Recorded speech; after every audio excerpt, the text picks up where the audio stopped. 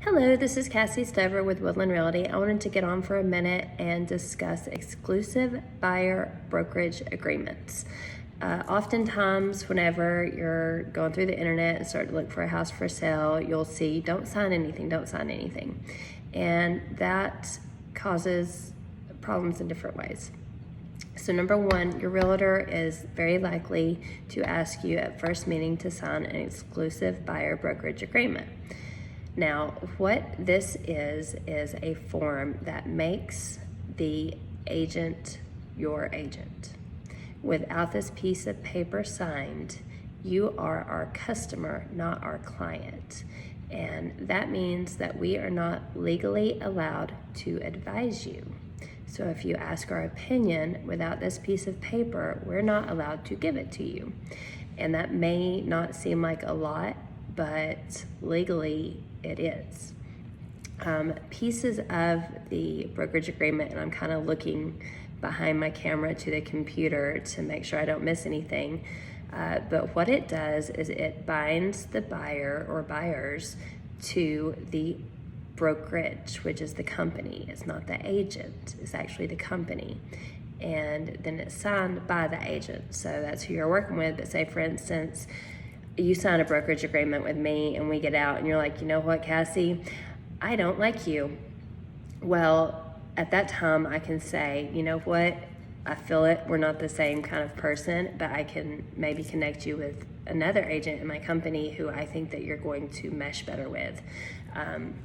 Now, of course, agreements can also be terminated. So at the end of the day, if you just don't like us and what we say, that can be terminated, but we'd rather that not happen. Anyway, moving on.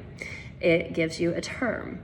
Typically, I like to do mine for 6 months. Hopefully, we're not going to be working together that long because you're ready to move now. But I do like to just put in 6 months just to be safe. The next part is independent contractor relationship, and more than likely your realtor is an independent contractor. We are not employees, we don't get paid by the hour. Agency and brokerage. This is going to tell you what we don't do, and this is not only on the buyer's agreement, it's also part of a listing agreement. It tells you seller agency, sub-agency, buyer agency, tenant agency, designated agency, landlord agency, and dual agency, and whatever's clicked there is what we don't do. The next part, commission.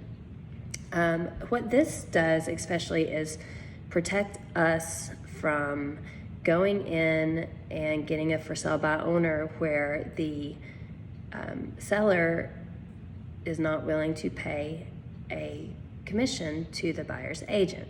Typically, they plan to already, but not everyone does.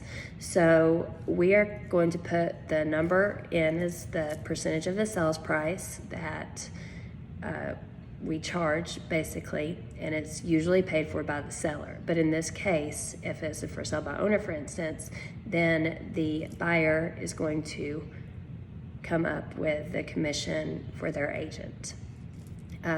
More than likely, if you have something that's on the MLS, the buyer doesn't have to pay the commission. That comes out of the seller's proceeds, and it's part of their listing agreement that they agreed to buy it. Something else you'll see is sometimes you'll have some companies who list for 1%, and they're not going to pay buyer's agents. So in that case, again, you're going to come up with a difference. And there's another little box over here next to commission saying that if it's not the full percent, whether or not you will pay the difference.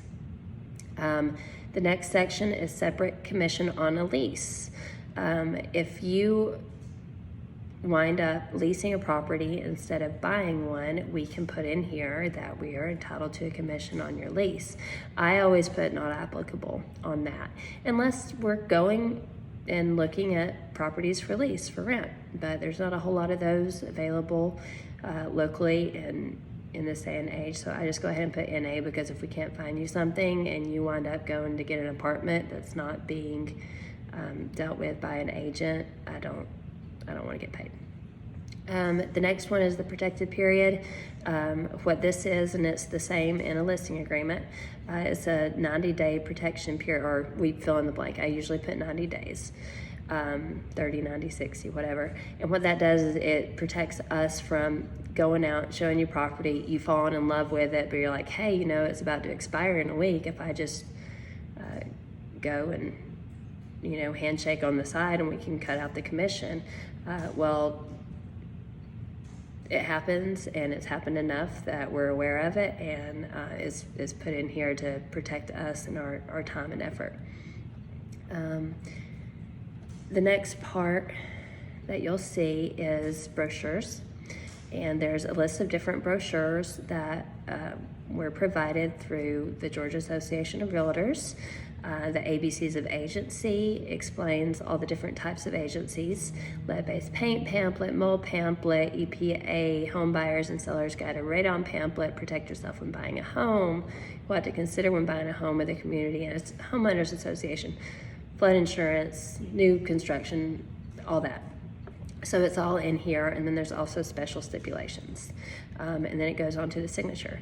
So all the pieces of this contract put together. Oh, and I forgot, there's also the clause in here about warning to buyers and sellers about cyber fraud, because we are getting attacked for cyber fraud, targeted rather for cyber fraud all the time. Hopefully we don't let them catch us, but we have started including it in our contracts that buyers and sellers really need to be aware that it happens, and they target real estate transactions because hackers are able to. They have nothing better to do. So anyway, those are the pieces of the buyer's agreement and why it's so important for you to have one. First of all, it makes us able to speak to you more openly, speak to others on your behalf. You know that we have your best interests at heart because that's part of the contract. It even goes in and saying, you know, like how we have to be reasonably readily available for you, and you reciprocate and be reasonably and readily available for us. And it just really lays out everyone's duties to each other in the contract. Again, if we just don't mesh, you don't like us and you decide to go somewhere else, then we can refer you over to somebody else for all the time and effort we've put in. If we've spent, you know, weeks every day of every week in the car and driving you all over the world, it's you know, one way to kind of help us get back for all of our time and effort.